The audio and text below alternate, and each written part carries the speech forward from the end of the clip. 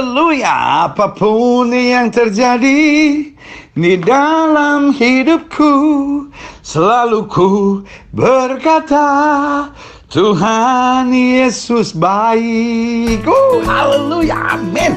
Tuhan Yesus baik. Apa yang tidak pernah kita pikirkan, itu yang selalu Tuhan sediakan buat kita. Selamat datang dalam program kita Kamu Hebat. Karena saudaraku yang kasih dalam Tuhan, roh yang di dalam kita lebih besar dari roh yang ada dalam dunia ini. Setan mau berbisik kepada kita dan berkata, kamu parah, kamu susah, kamu menderita, kamu sengsara, kamu disakiti, kamu dilukai, kamu dikhianati. Tapi kita berkata, Allah turut bekerja dalam segala perkara untuk mendatangkan kebaikan bagiku. Dengan Allah aku akan lakukan perbuatan yang gagah perkasa. Haleluya. Saudara yang kasih dalam Tuhan, kita ada dalam program Firman Sebelum Bobo secara khusus, dan kita sedang membahas pada serial 33 kunci untuk membangun keluarga dalam suasana sorga. Dan kita masuk pada bagian kelima hari ini, di mana kita sedang membahas tentang 8 unsur penting dalam kebahagiaan pernikahan. Karena saudara yang kasih dalam Tuhan, pernikahan dirancang Tuhan untuk berbahagia. Tapi seringkali ketidakmengertian kita, kekerasan hati kita, keegoisan hati kita, kebiasaan kita memaksakan kehendak dan memiliki roh penjajah sehingga kita jajah orang-orang di sekitar kita. Itu yang mengakibatkan pernikahan kita tidak mengalami kebahagiaan. Kalau saja kita mau buka hati, kalau saja kita mau biarkan Roh Kudus mengajar kita, maka hari ini ada firman Tuhan yang akan mengajar kita 8 unsur penting dalam kebahagiaan pernikahan. Doa saya, firman Tuhan menuntun kita dan setiap kita meraih janji Tuhan untuk memiliki keluarga dalam suasana sorga. Doa saya menyertai saudara, dan biarlah firman hari ini menjadi tuntunan buat setiap saudara untuk mengalami hal-hal yang dahsyat dari sorga. Haleluya. Allah kita dahsyat dan luar biasa. Betapa bahagianya kita punya Tuhan yang dahsyat dan luar biasa. Namanya adalah Yesus Kristus Tuhan.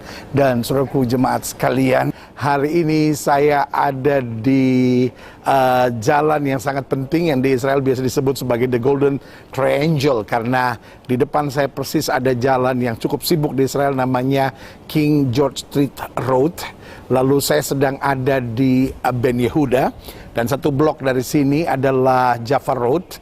Nah, dua jalan ini, Ben Yehuda dan Jaffa Road, itu bertemu di sebuah titik di ujung sana, namanya Science Square. Nah, itu sebabnya disebut The Golden Triangle, karena ini pusat bisnis, pusat penjualan, dan juga pusat turis yang ada di Israel ini. Dan sebelumnya, dari zaman Israel belum merdeka, jalan ini sudah menjadi salah satu jalan tersibuk di Yerusalem. Dan saudaraku yang kasih dalam Tuhan, yang menarik juga, semenjak tahun 1983 jalan ini ditutup sehingga menjadi pedestrian mall.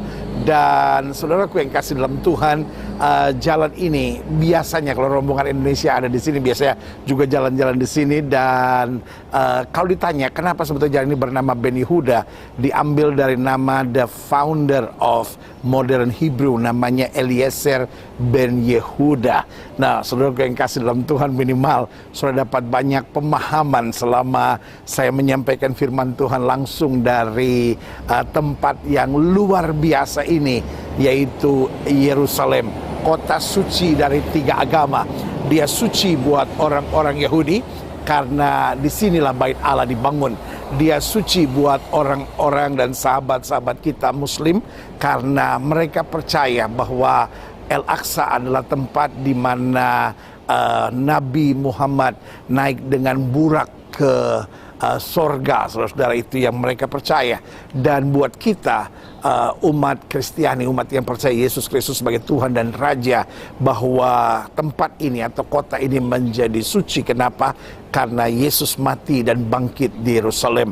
Dan Alkitab berkata dia akan datang kembali di Yerusalem ini untuk menjemput setiap orang yang percaya. Haleluya. Jemaat sekalian bilang, wah, kita akan dijemput Yesus.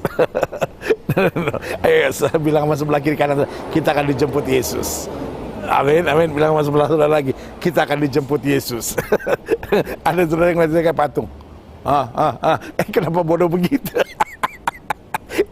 saudaraku yang kekasih dalam Tuhan, enjoy, ya kan? Saya percaya the church is the happiest place on earth. Selalu saya tekankan berkali-kali, gereja kita adalah gereja sukacita. Orang dilarang melongok-melongok di gereja kita, ya kan? Bilang Yesus akan menjemput saya. Amin, amin. Bilang lagi, Yesus akan menjemput saya. Bilang sama sebelah saudara, tapi jangan cepat-cepat. Itu yang selalu saya bilang. Banyak orang percaya sorga itu indah, banyak orang percaya bahwa sorga itu luar biasa, tapi kalau ditanya mau pergi sekarang, jangan dulu katanya. Nah, saudara yang kasih dalam Tuhan, kita masih ada dalam ibadah yang luar biasa ini, dalam pembahasan yang saya percaya setiap kita akan diberkati, karena saat ini kita masuk pada pembahasan yang sangat penting dalam 33 kunci untuk membangun keluarga dalam suasana surga. Dan saya sudah berikan kunci pertama, kunci kedua, kunci ketiga, kunci keempat.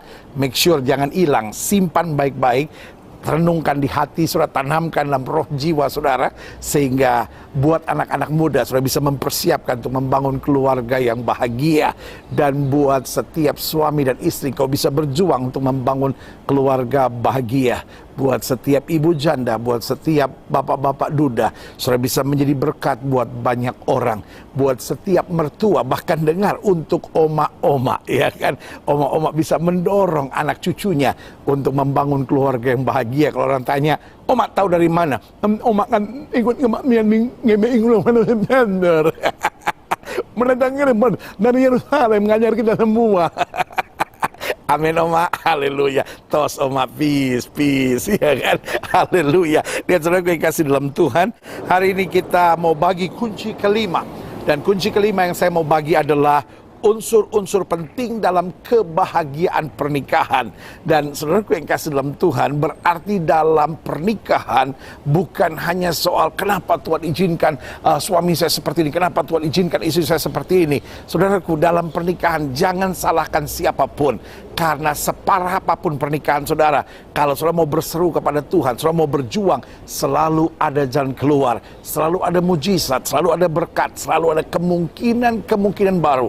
Karena Alkitab berkata, orang yang berharap kepada Tuhan tidak pernah dikecewakannya. Bahkan Alkitab berkata, sesuai dengan imanmu jadi padamu. Berarti hidup Kristen tidak pernah mengenal kata putus asa, hidup Kristen tidak pernah mengenal kata menyerah, hidup Kristen tidak mengenal kata tidak ada jalan keluar. Tetapi hidup Kristen percaya di dalam Yesus kita lebih daripada pemenang. Yang setuju sama saya, berikan tepuk tangan yang meriah buat Tuhan. Haleluya, haleluya, haleluya. Sama-sama bilang, saya lebih daripada pemenang. Bisa lebih baik. Sekali lagi, saya lebih daripada pemenang. 3 mantap tuh. Saya lebih daripada pemenang. Berikan tepuk tangan yang meriah buat Tuhan. Haleluya, haleluya, haleluya. Nah, saudaraku yang kasih dalam Tuhan, coba lihat bersama saya Kidung Agung pasal 3. Ya kan, memang kalau udah keluarga kadang-kadang harus nyinggung sekali-sekali Kidung Agung, ya kan. Kidung Agung 3 ayat 11 dikatakan begini, Kidung Agung 3 ayat 11. Putri-putri Sion, keluarlah dan tengoklah Raja Salomo dengan mahkota yang dikenakan kepadanya oleh ibunya pada hari pernikahannya, pada hari kesukaan hatinya. Hello. Aha. Udah lama gak denger itu kan. Hello. Aha. Lihat, hari pernikahan disebut hari kesukaan. Nah, kalau kita pelajari bahasa aslinya, ini bukan hanya bicara perkataannya bahwa hari ini adalah hari kesukaan, tetapi bicara tentang kontinuitasnya. Lidah mulai terbalik-terbalik, ya kan? Kontinuitasnya, ya kan? Jadi secara kontinu bahwa hari pernikahan artinya membangun keluarga selalu akan dipenuhi hari-hari yang penuh kebahagiaan. Nah, itu firman Tuhan yang jelas dikatakan, putri-putri Sion, keluarlah dan tengoklah Raja Salomo dengan mahkota yang dikenakan kepadanya oleh ibunya pada hari pernikahannya, pada hari-hari dia membangun keluarganya. Artinya membangun keluarga adalah hari-hari kesukaan hati. Nah, saudaraku yang kasih dalam Tuhan, jadi dari pendahuluan ini kita bisa belajar dari awalnya Tuhan merencanakan pernikahan sebagai jawaban dari permasalahan kekosongan dan kesendirian manusia. Dia boleh jadi raja. Dia boleh jadi orang yang paling kaya, dia boleh jadi orang yang paling berhikmat, dia boleh jadi orang yang paling hebat di muka bumi. Tetapi tanpa kebahagiaan pernikahan, maka yang ada adalah hari-hari yang penuh air mata, hari-hari yang penuh kekecewaan, hari-hari yang penuh dengan suasana neraka. Hello, iya kan? Saudara boleh jadi pengusaha yang paling hebat di kota Jakarta, saudara boleh jadi artis yang paling terkenal di kota Jakarta, saudara boleh jadi orang yang paling kaya di kota Jakarta, saudara boleh jadi pemimpin yang paling dihormati di kota Jakarta, saudara boleh jadi orang yang paling berpengaruh dan paling banyak kekuatan di kota Jakarta ini, atau di kota Bandung, atau di Makassar, atau di Manado, wherever you are, iya kan? Tetapi sebagai hamba Allah saya mau bilang, kalau rumah tanggamu tidak bahagia, saudara adalah orang yang paling sengsara. Meskipun saudara ketua OSIS, saudara ketua senat, meskipun saudara pemimpin-pemimpin dimanapun saudara berada, tapi izinkan saya mengingatkan buat saudara, kalau hidup saudara tidak ada dalam keluarga yang bahagia, maka sebetulnya dalam diri saudara ada kekosongan yang luar biasa. Itu sebabnya banyak orang lari dengan drugs, itu sebabnya banyak orang lari dengan seks bebas, itu sebabnya banyak orang lari dengan kepuasan-kepuasan duniawi. Kenapa? Karena tidak ada yang bisa menggantikan posisi kebahagiaan keluarga. Sebagai gembala boleh dong saya titip kepada jemaat sekalian yang olehnya Tuhan percayakan untuk saya gembalakan. Pak, bangun keluargamu dengan kebahagiaan. Ibu boleh dong saya titip sebagai gembala. Iya kan, saya sayang sama saudara, saya percaya Tuhan punya rencana yang indah buat hidup saudara. Jadikan keluargamu keluarga yang bahagia. Kalau tidak, we will face a lost generation. Kita akan menghadapi generasi yang terhilang, saudara-saudara. Kenapa? Karena anak-anak kita dibangun dari keluarga yang tidak bahagia. Itu sebabnya setan ingin ngancurin keluarga. Karena kalau keluarga hancur, maka generasi akan hancur. Kalau keluarga hancur, maka suami nggak akan fokus dengan pekerjaannya. Kalau keluarga hancur, maka istri nggak akan fokus dalam keberadaannya sebagai seorang wanita. Karena itu, setan licik sekali. Yang sedang setan perhatikan hari-hari ini, maka selalu saya bilang, senjata setan di akhir zaman sedang diarahkan kepada keluarga. Karena itu sebagai gembala saya bekerja keras buat setiap saudara, mengingatkan saudara kembali. Mungkin sebagian saudara berkata, ini gereja kok aneh banget. Yes, ini memang gereja aneh saudara-saudara. Ini memang gereja spesial. Ini memang gereja luar biasa. Bayangkan, ya kan? Saudara tetap dengar firman, perhatikan firman. Dan ini beban buat saya. Meskipun saya ada di Yerusalem, saya ada di tanah perjanjian, tetapi kunci-kunci ini setiap minggu harus saya bagikan buat setiap saudara. Dan saya bangga lihat antusias saudara, bahwa saudara adalah orang-orang yang bukan datang ke gereja hanya untuk mencari pendeta. Saudara adalah orang-orang yang datang ke gereja karena mencari Tuhan. Kasih tepuk tangan dulu yang meriah buat Tuhan. Haleluya, haleluya. Ini gereja luar biasa. Sama-sama bilang sama saya, ini gereja luar biasa. Sama-sama bilang, ini gereja saya. Ini rumah saya. Sama-sama bilang, di sini saya terima mujizat. Sama-sama bilang, di sini saya terima pelajaran iman. Sama-sama bilang, di sini saya disempurnakan. Haleluya. Kasih tepuk tangan dulu yang meriah buat Tuhan. Haleluya, haleluya, haleluya. Saya sangat terharu dengan apa yang Tuhan kerjakan buat hidup saudara. Tetapi saya harus bertanggung jawab untuk tetap membagikan kunci-kunci kebahagiaan pernikahan. Karena saudaraku yang kasih dalam Tuhan, setan licik sekali. Setan mau hancurkan keluarga-keluarga. Nah, tetapi dari awalnya Tuhan merencanakan pernikahan sebagai jawaban dari permasalahan kekosongan dan kesendirian manusia. Itu sebabnya selalu saya bilang, kebahagiaan keluarga tidak bisa digantikan dengan kebahagiaan uang, tidak bisa digantikan dengan kebahagiaan prestasi, tidak akan bisa digantikan dengan kebahagiaan pujian-pujian dari orang-orang di sekitar kita. No, cannot, can never. Artinya apa? Tuhan mau kita membangun keluarga yang bahagia. Karena keluarga yang bahagia adalah jawaban dari permasalahan kekosongan dan kesedihan manusia. Sehingga mutlak saya catat di sini, pernikahan diciptakan untuk kebahagiaan manusia. Pernikahan tidak diciptakan untuk menjadi beban buat manusia. Aduh pendeta, setelah menikah kayaknya berat. Makanya selalu saya bilang, ada banyak orang pikir masa pacaran lebih bahagia daripada masa pernikahan. Something is wrong with you. Karena masa pernikahan harus 1000 kali lebih bahagia daripada masa pacaran. Iya, suami istri tatapan dan bilang, kita harus lebih bahagia dari mereka-mereka itu ya Maya.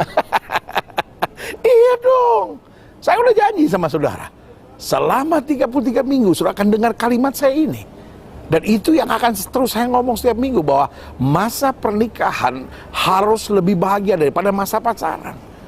Kita buang konsep-konsep lama bahwa masa pacaran harus lebih bahagia daripada masa pernikahan. Itu konsep setan itu, saudara-saudara. Itu konsep orang stres itu, saudara-saudara. Karena masa pernikahan harus lebih bahagia. Karena itu diciptakan oleh Tuhan. Pacaran tidak diciptakan Tuhan. Pacaran adalah persiapan untuk masuk dalam pernikahan. Tapi pernikahan blessed by God.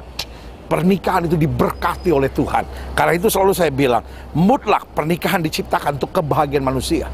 Kalau kita merasa dalam pernikahan kita udah beban, aduh, saya mesti ngalah sama suami saya mesti melayani suami saya. Aduh, pendeta, saya gregetan, aku gregetan. Hello, kayaknya dia nggak beres deh, saudara, ya kan? Atau kalau ketika suami berkata, saya udah kerja setengah mati, semua saya buat ini untuk istri saya. Wih, ketika masing-masing sudah berkompetisi membanggakan jasa-jasanya, saya kan udah buat ini buat istri saya kan sudah buat ini buat suami saya kan udah buat ini buat anak saya kan udah buat ini untuk orang tua saya. Saudaraku yang kasih dalam Tuhan, berarti something is wrong, ada sesuatu yang nggak beres. Karena mutlak pernikahan diciptakan untuk kebahagiaan manusia. Coba lihat Maleakhi pasal 2 ayat 13. Mungkin sebagian saudara berkata, aduh gembala gue udah jauh-jauh masih ngomong perpuluhan. Tenang. Banyak jemaat pikir kalau apa itu namanya Maleakhi aja pasti perpuluhan. Enggak lah. Ada banyak bicara tentang mujizat, ada banyak bicara tentang kuasa, kemenangan, berkat, bahkan kebahagiaan pernikahan. Justru adanya di Maleakhi, saudara-saudara, ya kan. Nih Maleakhi 2 ayat 13 dikatakan. Ini waktu Tuhan lagi kupas tentang keluarga, diibaratkan sebagai bangsa Israel atau bangsa pilihan dalam hubungannya dengan Tuhan. Maleakhi 2 ayat 13, dan inilah yang kedua yang kamu lakukan. Kamu menutupi mesbah Tuhan. Lihat saudaraku, Tuhan menggambarkan pernikahan sebagai mesbah. Haleluya, sama-sama bilang pernikahan adalah mesbah. Sama-sama sekali lagi bilang sama saya, pernikahan adalah mesbah. Apa artinya pernikahan adalah mesbah? Mesbah adalah tempat pujian kepada Tuhan terjadi. Mesbah adalah tempat di mana orang mengalami kuasa Tuhan. Mesbah adalah tempat di mana orang merasakan kedahsyatan Tuhan. Mesbah adalah tempat di mana orang melepaskan segala beban di hadapan Tuhan. Nah, Alkitab berkata, dan inilah yang kedua yang kamu lakukan ketika Tuhan sedang menegur bangsa Israel bahwa mereka tidak menghargai pernikahan itu sendiri. Dan yang kedua yang kamu lakukan, kamu menutupi mesbah Tuhan dengan air mata. Jadi ketika pernikahan digambarkan sebagai mesbah, dia tidak boleh ditutupi dengan air mata. Tetapi ini yang kedua yang kamu lakukan, kamu menutupi mesbah Tuhan dengan air mata, dengan tangisan dan dengan rintihan. Jadi Alkitab jelas bahwa pernikahan tidak boleh ditutupi dengan air mata, tidak boleh ditutupi dengan tangisan, tidak boleh ditutupi oleh rintihan. Hari ini saya mau berdoa khusus buat setiap saudara yang rumah tangganya telah dipenuhi dengan air mata, tangisan, dan rintihan. Betul, engkau mungkin tidak bercerai, tetapi setiap hari engkau merintih, aduh Tuhan, saya nggak tahan punya mama dan papa seperti itu. Saya nggak tahan punya suami seperti ini. Saya nggak tahan punya mertua seperti ini. Aduh, saya nggak tahan dengan ipar-ipar saya seperti ini. Itu sebabnya selalu saya bilang, setiap kali engkau membuat anak-anakmu menangis dengan segala kekerasanmu, sebetulnya engkau mengecewakan hati Tuhan. Setiap kali engkau membuat suamimu kecewa, setiap kali engkau membuat istrimu kecewa, tanpa engkau sadari, engkau telah mengecewakan Tuhan. Kenapa? Karena pernikahan dirancang Tuhan sebagai mesbah Tuhan, yang di dalamnya harus ada pujian, di dalamnya harus ada syukur, di dalamnya harus ada kemenangan, di dalamnya harus ada kedahsyatan kuasa Tuhan. Tetapi Alkitab berkata, engkau menutupi mesbah Tuhan dengan air mata, dengan tangisan, dengan rintihan. Oleh karena apa? Ya tidak lagi berpaling pada persembahan, tidak berkenan menerima dari tanganmu. Artinya, saudara boleh melayani. Tapi kalau saudara istri yang kejam terhadap suami, kau istri yang melawan pada suami, Tuhan gak berkenan menerima segala pelayananmu itu. Iya dong, start from your family. Ngeri saya lihat. Ada banyak orang hari-hari ini, wah suami yang ramah sekali sama jemaatnya, tapi kasar sekali sama istri dan anak-anaknya. Saudaraku yang kasih dalam Tuhan, Alkitab berkata, Tuhan tidak menerima persembahan dari tanganmu. Tuhan tidak berkenan menerima dari tanganmu. Artinya apa? Serve your family first. Jadi suami yang baik, jadi istri yang berkenan kepada Tuhan, jadi orang tua yang bertanggung jawab buat anak-anak saudara. Loh, itu bukan berarti saudara tidak boleh memarahi anak-anak saudara. Tetapi kapan marahnya, gimana marahnya, ya kan? Apa kata-kata yang diucapkan pada saat marah, bagaimana suasana hatimu pada saat memarahi anak-anakmu. Alkitab berkata, didiklah anakmu. Iya kan? Karena Alkitab berkata, kalau kamu tidak mendidik anakmu dari masa mudanya, maka engkau akan kecewa di masa tuamu. Jadi saudaraku yang kasih dalam Tuhan, menegur istri boleh, menegur suami boleh, bahkan harus, tetapi caranya, kata-kata yang dipakai, lalu suasana hati kita. Kalau kita memang untuk menyakiti dia, kita memang untuk membalas kekecewaan kita, wah itu salah saudara-saudara. Karena Alkitab bilang bahwa kalau kita tidak memperhatikan mesbah Tuhan yang adalah keluarga ini, maka apa yang terjadi? Tuhan tidak berkenan menerima persembahanmu. Persembahan aja tidak, apalagi pelayanan kita, apalagi segala kegiatan sosial kita. Ada banyak orang, waduh, kegiatan sosial aktif saudara-saudara, sanggul 2,5 meter. Lewat portal mesti nunduk saudara-saudara, ya kan? Sanggul 2,5 meter, hebat kelihatannya. Ya kan, pelayanan sosial di mana-mana, kalau perlu di syuting-syuting TV, saudara-saudara. Kalau dia pelayanan sosial, tetapi sama anak-anaknya kasar, sama suaminya ngelawan, ya kan, begitu juga bapak-bapak. Sibuk kegiatan-kegiatan sosial, nyumbang sana, nyumbang sini, tetapi istri, disakiti, punya perempuan lain. Pak, sorry Pak, Alkitab bilang Tuhan tidak menerima apapun dari tanganmu. Kalau engkau tidak menjaga mesbah Tuhan, kau tutupi dengan tangisan, rintihan, dan air mata, ya kan? Karena itu dari sini saya pelajari, meskipun dari pihak Allah, Dia telah menganugerahkan segala-galanya untuk supaya rumah tangga kita bahagia, supaya rumah tangga kita penuh mujizat, ya kan? Namun ada unsur-unsur penting tentang kebahagiaan keluarga yang harus kita penuhi. Nah, saya mencatatnya minimal ada 8 unsur. Apa 8 unsur? Pertama, adalah unsur masa lalu. Nah, kita harus berani menutup masa lalu. Karena ada banyak orang, misalnya contohnya gini. Dia berasal dari keluarga yang papanya keras. Papanya kalau ngomong sama mamanya, bodoh kamu, tolol gitu. Tanpa dia sadari, dia ikut. Dia ngomong sama istrinya juga gitu. Kamu nih gak ada otak nih. Nanti kalau istrinya bilang, papa kok kasar banget.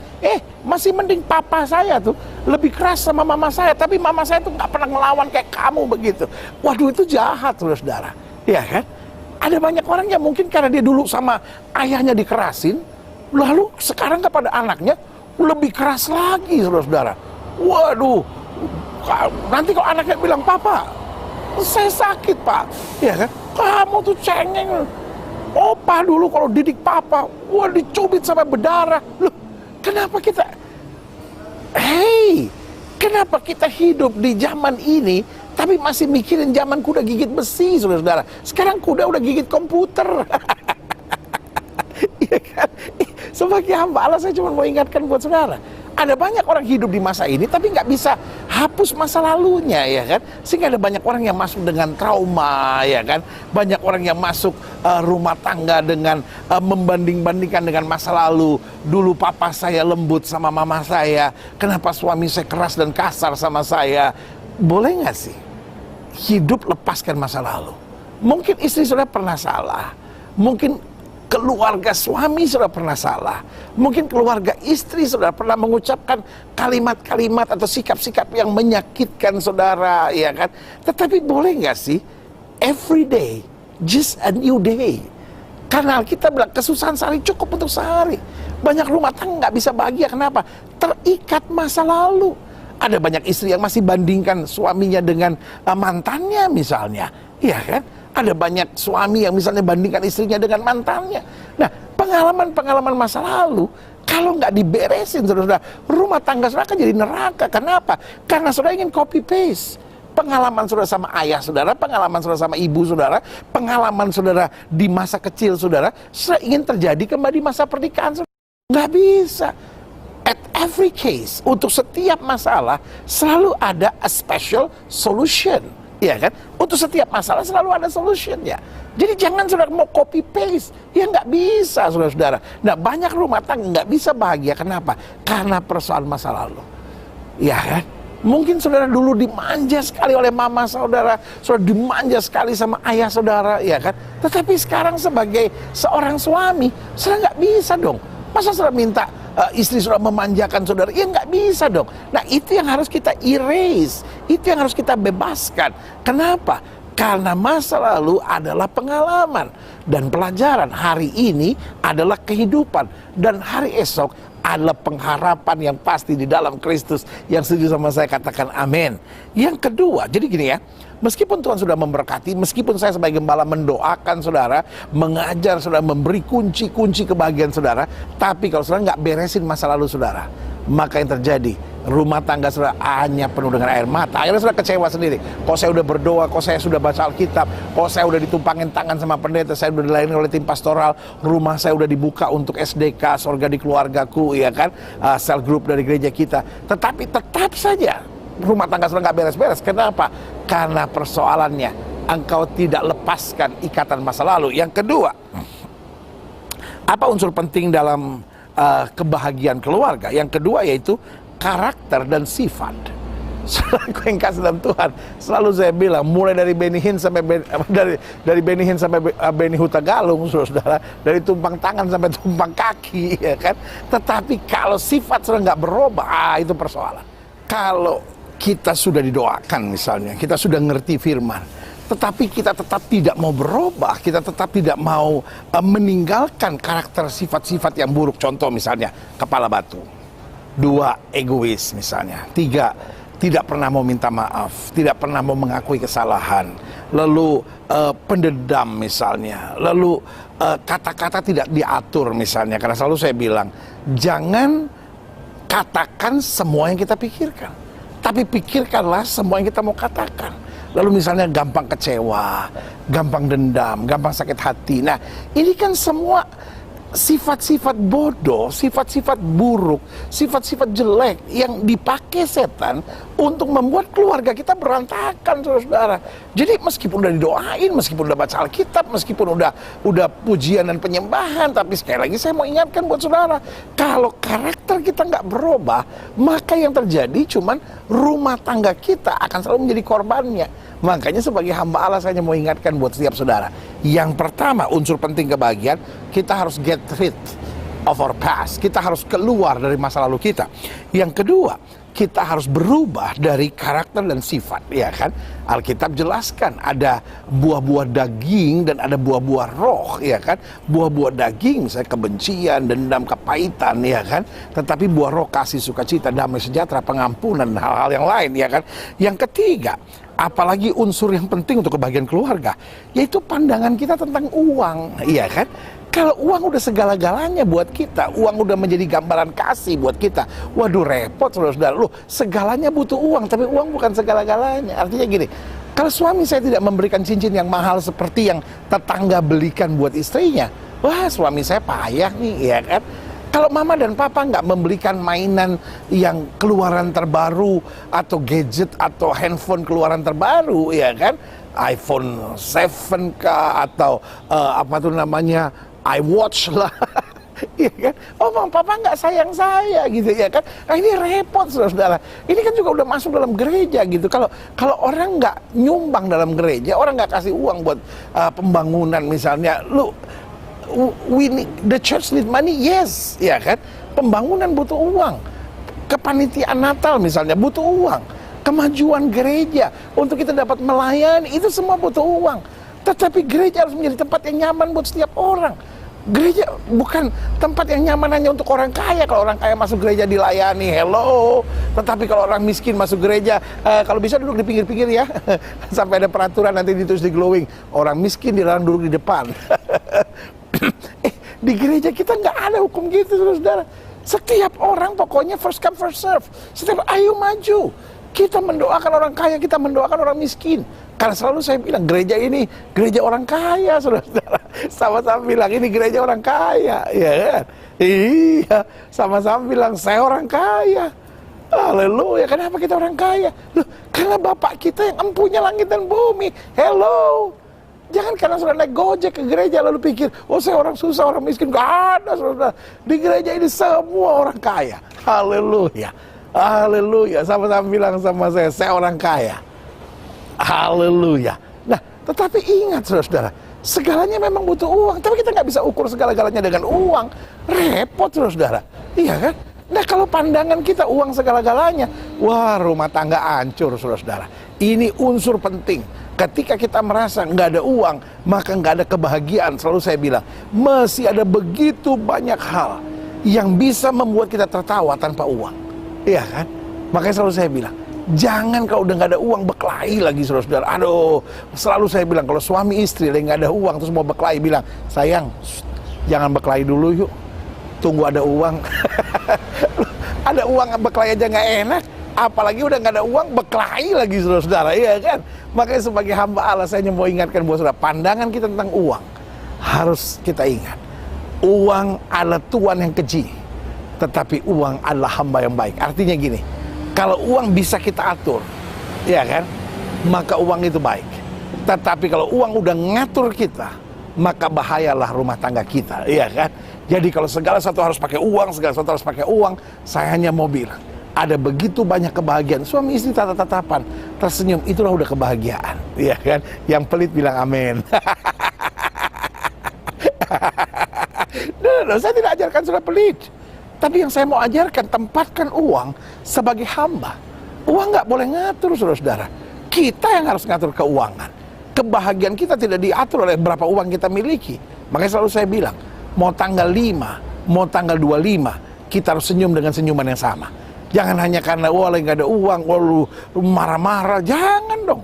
Justru nggak ada uang, bahagia, saudara-saudara. Justru tersenyum. Kenapa? Iya, kalau ya, habis gimana dong? Iya kan? Dengan kita tersenyum, hati yang gembira kan adalah obat, saudara. Sesederhana itu saja, ya kan? Nah, ketika kita menyadari kebenaran ini, maka saudaraku yang kasih dalam Tuhan, saya percaya hal-hal yang luar biasa Tuhan mau kerjakan buat kita sekalian. Haleluya. Nah, saudaraku yang kasih dalam Tuhan, selanjutnya, iya kan? Unsur apa yang penting yang harus kita tonjolkan atau harus kita jaga dalam keluarga yang bahagia? Selanjutnya itu kesiapan untuk mengampuni. Bu, sehebat apapun engkau pasti ada salahnya. Kalau udah salah, jangan ngotot, selalu saya bilang. Kalau udah salah, saya sorry. Pak, Bapak juga bukan Tuhan. Kalau istri sudah saya sorry, ya ampuni dong, Pak.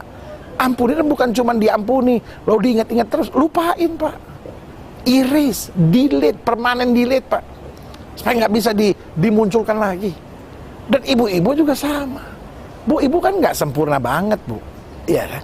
Jadi kalau suami salah, ya suami harus minta maaf. Dan Pak, kalau udah salah jangan ngotot. Iya kan? Say sorry. Dan ibu-ibu, karena ibu juga bukan Tuhan, juga nggak sempurna-sempurna banget, ibu kan juga bisa salah kan. Nah, jadi kalau suami minta maaf, ya udah ampuni. Ya tapi kita kan wanita, padahal lebih sulit.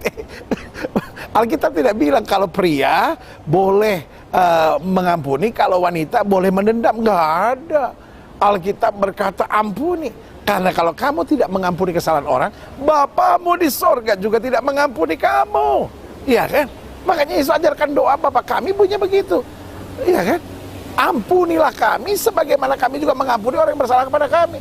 Apa kita perlu ganti doanya? Tuhan ampuni kami meskipun aku tidak mau mengampuni orang yang bersalah kepada aku. Hello, itu bukan jadi doa Bapak kami, doa Bapak lu kalau begitu, ya kan? Nah, hari ini saya mau ingatkan buat setiap saudara, pengampunan itu adalah kunci penting. Ada banyak rumah tangga tidak bahagia bukan karena setan. Ada banyak rumah tangga tidak bahagia karena kita tidak mampu memberikan pengampunan. Yang kelima, apa unsur penting dalam keluarga yang harus kita penuhi? Yaitu tuntutan terhadap pasangan. Nggak bisa dong kita sebentar-bentar menuntut pasangan harus begini, harus begini, harus begini. Bisa nggak sih kita menerima pasangan apa adanya? Iya kan? Yesus menerima kita apa adanya kok. Iya kan? Masa kita mau terus hidup dalam tuntutan? Suami saya harus begini, istri saya harus begini. Dan kalau nggak tercapai, wah kita kecewa, kita dendam, kita kepahitan, kita sakit hati. Sebagai hamba Allah saya mau ingatkan buat saudara. Inilah saatnya. Setiap kita bukan menjadi penuntut-penuntut. Emangnya lu jaksa? Iya kan? Emangnya rumah tangga itu kursi pengadilan? Emangnya rumah tangga itu adalah tempat di mana setiap orang akan diadili? Enggak dong. Makin banyak kita menuntut, makin banyak kekecewaan. Boleh nggak mulai hari ini? Serembelian. Berapa tuntutan saudara terhadap pasangan saudara, terhadap anak-anak saudara, terhadap orang tua saudara. Dan sementara itu, berapa syukur saudara terhadap pasangan saudara atau terhadap anak-anak saudara. Boleh nggak kita hapus sekarang? Tidak ada tuntutan. Suami istri bukan saling menuntut, tapi suami istri saling menguatkan, saling bersyukur, saling membangun, saling mendorong dalam kasih Tuhan yang sempurna. Haleluya. Yang keenam, unsur penting yang harus kita penuhi yaitu pandangan kita tentang anak. Ini ada banyak orang pikir anak itu segala-galanya. Betul, anak adalah berkat Tuhan. Tetapi anak juga bukan segala-galanya. Bukan berarti kalau nggak punya anak, rumah tangga kita nggak bahagia, kita boleh menceraikan pasangan kita. Wah, keliru, saudara. Iya kan? Yang kedua, ada orang yang berpandangan anak itu milik saya. Saya mau pukul, saya mau hajar, itu kan anak-anak saya. Bukan, saudara. Anak itu titipan Tuhan. Kita harus bertanggung jawab dan harus kita pertanggungjawabkan di hadapan Tuhan. Jadi kita nggak bisa seenaknya terhadap anak kita, saudara. Dan selanjutnya, ingat, harinya akan tiba di mana anak-anak kita akan menikah dan hukum Tuhan bilang laki-laki akan meninggalkan ayah dan ibunya, dan itu juga berarti wanita akan meninggalkan ayah ibunya bersatu dengan apa? Suaminya atau bersatu dengan istrinya. Artinya apa? Kita harus membangun keluarga yang bahagia karena harinya tiba. Anak-anak kita menjadi besar. Dan ketika anak-anak kita menjadi besar, dia punya tanggung jawab sendiri. Dia punya tanggung jawab terhadap pasangannya, istrinya, suaminya, terhadap anak-anaknya. Dan itu berarti kita kembali pacaran lagi, saudara-saudara. Artinya kita kembali menikmati masa tua sebagai suami istri dalam kasih Tuhan yang luar biasa. Sebagai hamba Allah, saya mau ingatkan buat saudara, jangan paksa anak-anak saudara untuk, wah, harus datang ke mama, harus ini ke mama, harus ini ke papa, harus ini. No. Biarkan anak-anak saudara membangun keluarganya yang bahagia. Itu bukan berarti anak-anak ketika menikah harus melupakan orang tuanya. Bukan itu maksud saya. Tapi yang saya mau tekankan, setelah menikah, engkau perhatikan keluargamu baik-baik. Dan bukan berarti tidak memperhatikan. Tetapi kalau ada waktu, ya kan, baru kembali berurusan sama orang tua saudara, ya kan. Jadi saya tidak mengajarkan anak-anak untuk melupakan jasa orang tua, tidak. Tapi saya mengingatkan orang tua untuk belajar ngerem, ya kan. Jangan sebentar-bentar, oh iya, ini anak saya harus begini, harus begini. Tidak. Kalau tidak, ini yang menjadi persoalan. Ada banyak orang tua yang kemudian menjadi penyebab anak-anaknya bercerai. Kenapa? Karena anaknya sudah menikah, terus masih dikasih tahu, itu suami kamu nggak bagus ya, suami kamu nggak benar ya, suami kamu begini ya. Jadi membangun kebencian. Begitu juga, istri kamu begini ya, istri kamu begini. Waduh, repot, saudara-saudara. Sebagai hamba Allah, saya mau beritahu, arahkan pandangan saudara kepada anak yang benar, saudara-saudara. Ketika mereka sudah menikah, jadikan dia tetap sebagai istri yang tunduk pada suami. Jadikan, nasihatkan dia anak-anak yang tetap mendahulukan pasangannya. Sehingga rumah tangga yang mereka bangun menjadi rumah tangga yang berbahagia. Karena ingat, ketika anak-anakmu sudah menikah, dia bukan anak-anak yang bisa kau perintah lagi, tetapi dia menjadi partner di mana engkau harus kembali bersama dengan pasanganmu, dengan suamimu dan istrimu, dan biarkan anak-anakmu bahagia. Kalau mereka mau datang bawa cucu, haleluya. Tetapi engkau tidak lagi bisa memaksa mereka untuk melakukan semua seperti yang engkau mau. Selanjutnya, apa unsur penting yang harus kita penuhi? Yaitu campur tangan keluarga. Saudaraku yang kasih dalam Tuhan, banyak orang sudah menikah, tetapi seperti masih kekanak-kanakan gitu. Kenapa saya sebut kekanak-kanakan? Karena campur tangan keluarga, wah, masih kuat sekali. Sebentar-bentar, oh mama bilang begini, oh papa bilang begini, oh mama bilang begini, oh papa bilang begini. Lihat, saudaraku yang kasih dalam Tuhan, ada banyak rumah tangga tidak bahagia. Kenapa? Ipar ikut campur, mertua ikut campur, saudara ikut campur. Ikut campur yang terbaik untuk kebahagiaan keluarga adalah mendoakan, iya kan? Ada keluarga yang mungkin dulu mamanya terbiasa bangun pagi bikin kopi buat ayahnya, iya kan? Tetapi sekarang apa yang terjadi? Kebetulan mereka udah keluarga modern, mereka nggak begitu, iya kan? Mereka senang pagi-pagi pergi ke coffee shop mana, ya kan, ke tempat minum kopi di mana, duduk bersama, ya kan, ngobrol. Wah, mamanya datang langsung bilang, wah, istri kamu malas ya, kok nggak bikinin kopi buat kamu? Udah, sini mama yang bikinin kopi buat kamu. Ya ampun, mak, anakmu udah 43 umurnya, mak. Sebagai hamba Allah, saya mau bilang, keluarga boleh gak sih gak usah ikut campur?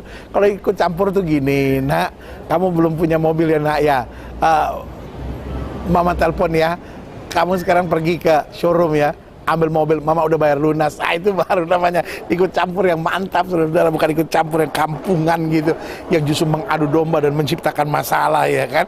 Dan yang ke-8 unsur penting, yaitu sikap kita dalam menghadapi masalah. Jadi kalau menghadapi masalah, jangan stres. Menghadapi masalah jangan panik. Menghadapi masalah jangan pikir seperti kayak dunia akan berakhir, saudara. Sebagai hamba Allah, saya cuma mau ingatkan buat setiap saudara bahwa setiap rumah tangga pasti ada masalah. Masalah bukan berarti engkau tidak cocok. Kan parah, saudara-saudara, kalau karena masalah akhirnya engkau sharing sama wanita lain, ya kan parah. Ada banyak perselingkuhan terjadi di perkantoran. Kenapa?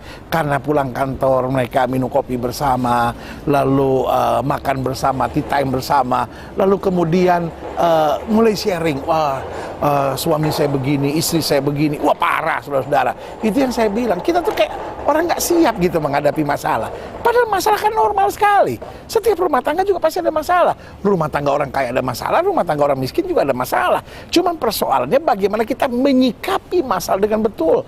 Masalah tidak boleh menghancurkan kita, tapi masalah justru biar dipakai Tuhan untuk mendewasakan kita, untuk membuktikan bahwa rumah tangga kita mampu menghadapi segala sesuatunya dengan baik. Jadi kesimpulan saya gini, 8 unsur tadi harus dihadapi dengan sikap hati dan keputusan-keputusan benar sesuai dengan kehendak Tuhan. Nah pertanyaannya, jika 8 unsur ini tidak terselesaikan dengan baik, apakah berarti keluarga kita pasti jadi tidak bahagia? Itu kan pertanyaan yang harus kita jawab, ya kan? Ingat, hukum setiap orang percaya, life doesn't need to be perfect. Hello, itu yang selalu saya ingatkan. Dan dari tanah perjanjian Yerusalem ini kembali saya ingatkan, life doesn't need to be perfect, but just make sure we'll do our best. Walaupun hidup tidak sempurna, tapi pastikan kita selalu buat yang terbaik dalam hidup kita. Nah, yang penting yang harus kita catat gini, satu orang bisa memulai, iya kan? Makanya ada istilah gini, sing waras ngalah. Sing waras ngalah. Tanya sama sebelah saudara, kue waras. Kasar banget pendeta itu, bahasa Jawa yang kasar, saudara. Sing waras ngalah, ya kan? Pokoknya yang sadar tuh ngalah, saudara. Yang nggak sadar, yang orang waras, yang ngotot, saudara. Sebagai hamba Allah, saya cuma mau bilang buat saudara, life doesn't need to be perfect, just make sure we'll do our best. Jadi gini, jangan bilang karena istri saya begini, rumah tangga saya nggak bisa bahagia. Salah satu bisa memulai. Hello, salah satu bisa memulai. Dan kalau yang satu memulai dengan iman, dengan percaya, dengan berserah kepada Tuhan, maka pasti di waktu Tuhan, Tuhan pasti mampu menyempurnakan segala-galanya. Jadi salah satu bisa memulai, tetapi di waktu Tuhan, kalau kita sabar, kalau kita setia, kalau kita bertekun, ingat Alkitab berkata, jerih payahmu dalam Tuhan tidak sia-sia. Ya tapi sampai kapan? Lo nggak usah mikirin kapannya. Sampai persis selesai waktu Tuhan, Tuhan akan membuat segala sesuatu indah pada waktunya. God's timing is always the best timing. Waktu Tuhan selalu adalah waktu yang terbaik. Haleluya. Nah, pertanyaannya, apa langkah-langkah jika unsur-unsur 8 unsur yang saya bagikan tadi belum terpenuhi? Hello. Yang pertama, jangan putus asa dan kecewa. Minta Roh Kudus menolong dan membuka hati. Mulai dari situ dulu deh gitu. Kenapa rumah tangga bercerai? Karena sudah kecewa, sudah putus asa, sudah merasa nggak ada jalan lagi. Tetapi kalau kita minta Roh Kudus menolong dan membuka hati, apa sih yang susah? Amsal berkata, hati rajanya seperti batang air di tangan Tuhan. Tuhan dapat aliri kemana saja Tuhan mau. Iya kan? Jadi jangan putus asa. Jangan kecewa. Seberat apapun masalah rumah tangga saudara, seberat apapun masalah dengan orang tua saudara, doa orang benar, kata Alkitab, besar kuasanya. Minta Roh Kudus, karena Roh Kudus adalah Roh penolong yang akan menolong kita untuk membawa kita masuk pada pengalaman-pengalaman dahsyat dengan Tuhan. Yang kedua, berusaha membicarakan dari hati ke hati. Ada banyak rumah tangga, segala sesuatunya cuma di wish, cuma di pikiran, cuma di harapan. Tetapi ada banyak rumah tangga tidak lagi duduk and talk. Dulu waktu masa pacaran banyak banget waktunya untuk saling sharing, untuk ngobrol satu sama lainnya. Tetapi sayangnya setelah udah menikah, nggak ada lagi waktu untuk ngobrol bersama. Nggak ada lagi waktu yang saya sebut a quiet time. Suami istri duduk bersama, sharing, "Pa, aku rasa ini, Pa, bisa nggak aku minta ini dari Papa, Pa, gini, Ma, iya aku sih begini-begini, karena aku sudah gini-gini, sorry ya Ma, aku kadang-kala marah-marah karena aku lagi banyak masalah di kantor." Jadi istri tuh ngerti, besok-besok ya udahlah Pa, Papa lagi marah-marah, mungkin Papa banyak masalah di kantor, kita doalah Papa, pasti ada mujizat. Nah, ketika bisa ada heart to heart talk, ketika ada bisa bicara dari hati ke hati, maka rumah tangga itu menjadi rumah tangga yang dapat menyelesaikan segala masalahnya. Makanya ada istilah dalam bahasa Inggris gini, nothing too big to talk to. Nggak ada sesuatu yang sukar kalau kita mau sharing, kalau kita mau membicarakannya. Karena justru ketika kita mau membicarakannya, akan ada jalan-jalan keluar yang luar biasa. Beratkah beban yang sedang menimpa hidupmu hari ini? 1, minta Roh Kudus menolong dan membuka hati. 2, berusahalah membicarakan dari hati ke hati. 3, pakailah kesempatan perjuangan yang sedang kita lewati sebagai penyempurnaan pendewasaan iman kita. Jadi masalah-masalah dalam rumah tangga jangan kita tangisi, jangan kayaknya, aduh berat saya nih, aduh saya udah nggak sanggup nih, aduh saya udah mau mati aja nih, iya kan, aduh saya udah nggak sanggup deh, Tuhan angkat saya atau angkat istri saya. Tuhan angkat saya atau angkat suami saya, Tuhan angkat suami saya, ganti yang mudahan. Bu, bertobat Bu, bertobat. Sebagai hamba Allah, saya cuma mau ingatkan buat siap saudara sekalian, pakai kesempatan perjuangan yang mungkin buat saudara berat ini sebagai bagian penyempurnaan pendewasaan iman kita. Karena tidak pernah ada sesuatu terjadi secara kebetulan. Kalau sesuatu terjadi, pasti ada maksud Tuhan yang luar biasa. Yang setuju sama saya katakan amin. Yang keempat, yang terakhir, saya undang pemain musik maju ke depan. Tetaplah berdoa, berjuang dan beriman untuk pemulihan. Karena Alkitab berkata, doa yang tak berkeputusan. Nah, itu dia penting. Tetap berdoa, berjuang dan beriman untuk pemulihan. Tetapi sambil kita berdoa, mari kita introspeksi diri. Apalagi yang Tuhan sedang mau dalam hidup kita. Karena selalu saya bilang, in every problem, there is always message of God. Saudaraku yang kasih dalam Tuhan, dari tanah perjanjian, dari Yerusalem ini, khususnya saya sedang ada di daerah Ben Yehuda, salah satu tempat yang baik untuk orang berjalan-jalan di sini. Di pagi hari sangat sejuk, di siang hari sangat ramai sekali dengan orang, bahkan sampai malam hari. Tetapi dari tempat ini saya hanya mau ingatkan buat setiap saudara, rumah tangga dirancang Tuhan untuk kebahagiaan. Adik-adik muda, jangan hidup dalam perjinahan. Rumah tangga disebut Tuhan sebagai mesbah Tuhan. Tidak boleh ditutupi dengan tangisan, tidak boleh ditutupi dengan air mata, tidak boleh ditutupi dengan rintihan. Sudahkah rumah tangga saudara menjadi mesbah Tuhan yang penuh dengan sukacita, penuh dengan pujian, penuh dengan penyembahan, penuh dengan hadirat Tuhan, penuh dengan mujizat dan kedahsyatan Tuhan? I am your pastor, I love you so much. Dan saudaraku yang kekasih dalam Tuhan, hari ini sebagai hamba Allah, saya hanya mau ingatkan buat saudara, Tuhan kita dahsyat, Tuhan kita luar biasa. Sekarang setiap mata terpejam, setiap kepala tertunduk, setiap hati terangkat. Sambil musik mainkan pujian ini, biarlah masing-masing kita buka hati di hadapan Tuhan. Karena hari ini saya mau berdoa buat setiap saudara sekalian. Ingat, rumah tangga adalah mesbah Tuhan yang tidak boleh ditutupi dengan air mata, tidak boleh ditutupi dengan tangisan, tidak boleh ditutupi dengan rintangan, dan tidak boleh ditutupi dengan rintihan. Mungkin hari-hari engkau banyak mengeluh, taruh tangan kananmu di dada. Atau mungkin hari-hari sudah berkata, saya jauh dari Tuhan, taruh tangan kananmu di dada. Atau mungkin hari-hari sudah berkata, sifat saya jelek, saya orangnya egois, saya orangnya kepala batu, saya orangnya susah sekali minta maaf, taruh tangan kanan sudah di dada. Atau mungkin sudah berkata, iya sih, hidup saya susah bahagia karena saya hidup di masa kini, tetapi tetap dengan membanding-bandingkan masa lalu saya. Ingat, Paulus berkata, aku melupakan apa yang ada di belakangku dan mengarahkan diri kepada apa yang ada di hadapanku. Kalau kau ingin bahagia, pastikan kau lupakan masa lalu, kau bangun masa depan dengan sukacita dan pengharapan di hari ini. Jika itu doamu, taruh juga tangan kananmu di dada. Atau mungkin saudara berkata, hari-hari ini saya putus asa, hari-hari ini saya sudah jarang berdoa, mungkin hari-hari ini saya udah gak intim lagi sama Tuhan. Selalu saya bilang, come on church, makin kau jauh dari Tuhan, hidupmu makin sengsara. Tapi makin kau dekat dengan Tuhan, makin kau berpotensi untuk mengalami kemenangan-kemenangan yang dahsyat. Jika itu juga doamu, taruh tangan kananmu di dada. Saya percaya hari ini bukan sekedar hari Minggu, tapi hari ini juga hari mujizat. Hari ini juga hari kemenangan. Hari ini juga hari berkat. Hari ini juga hari berkat. Jika itu doamu, taruh tangan kananmu di dada. Atau mungkin saudara berkata, hidup saya a mess, hidup saya nggak karu-karuan, saya butuh Yesus mengatur segala sesuatunya. Sekali lagi sebagai hamba Allah, saya mau ingatkan, life doesn't need to be perfect, but make sure you do your best. Jika itu doamu, taruh juga tangan kananmu di dada. Tidak kebetulan engkau menerima berkat Tuhan di ibadah raya yang penuh mujizat ini. Setiap saya ingin didoakan, boleh taruh tangan kanan saudara di dada.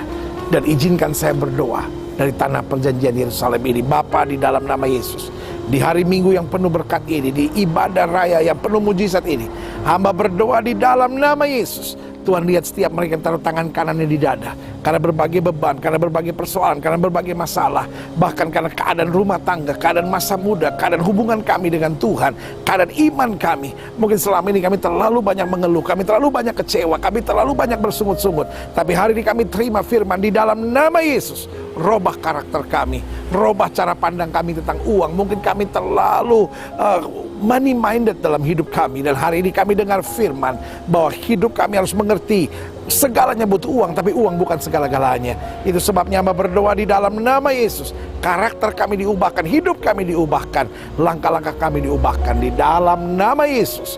Turunlah segala mujizat, anugerah, berkat, kekuatan dari Tuhan. Mereka yang selama ini jauh dari Tuhan, mereka yang selama ini sudah hidup dalam dosa, hidup di dalam hal-hal duniawi, di dalam nama Yesus, hari ini juga menerima kekuatan Tuhan, pemulihan Tuhan, jamahan Tuhan di dalam nama Yesus. Haleluya, haleluya, haleluya. Hari ini juga saya akan berdoa buat setiap saudara yang sakit, karena firman Tuhan katakan, disampaikannya firman dan disembuhkan yang sakit. Saudara-saudara yang sakit, letakkan tangan kananmu di bagian tubuhmu yang sakit, karena firman Tuhan berkata, orang percaya akan tumpang tangan buat yang sakit, dan yang sakit akan disembuhkan. Setiap saudara yang percaya, taruh tangan kananmu di bagian tubuh yang sakit. Kita berdoa, Bapa, di dalam nama Yesus, kami percaya kesembuhanlah hak mutlak kami sebagai orang percaya. Hari ini juga hamba berdoa buat setiap jemaat Tuhan yang sakit.